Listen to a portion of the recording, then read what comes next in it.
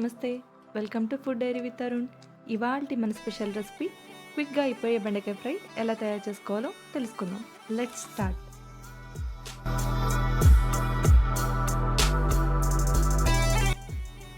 ముందుగా ఒక ప్యాన్ పెట్టుకొని అందులో 5 టేబుల్ స్పూన్స్ ఆయిల్ వేసుకొని ఆయిల్ బాగా హీట్ అయిన తర్వాత 4 వెల్లుల్లి రెబ్బలు, 1 స్పూన్ ఆవాలు, కొద్దిగా కరివేపాకు, 2 ఎండుమిర్చి, 1 స్పూన్ జీలకర్ర వేసుకొని వేపుకోవాలి.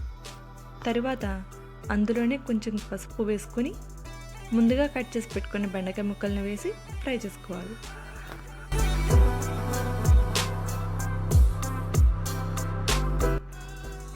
బెండకాయ ముక్కలు కొద్దిగా ఫ్రై అయిన తర్వాత అందులో రుచికి తగినంత సాల్ట్ వేసుకొని మూత పెట్టుకోవాలి.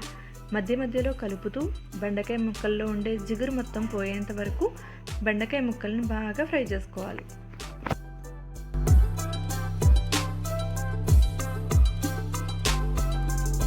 తరువాత దానిలో ఒక 1/2 టీ స్పూన్ కారం వేసి కారం పచ్చివాసన పోయేంత వరకు బాగా ఫ్రై చేసి స్టవ్ ఆఫ్ చేసుకోవడమే. అంతేనండి, ఎంతో సింపుల్గా ఉండే బెండకాయ fry ready.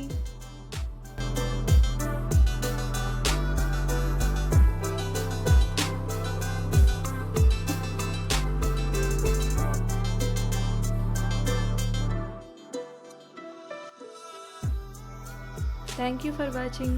Subscribe to our channel.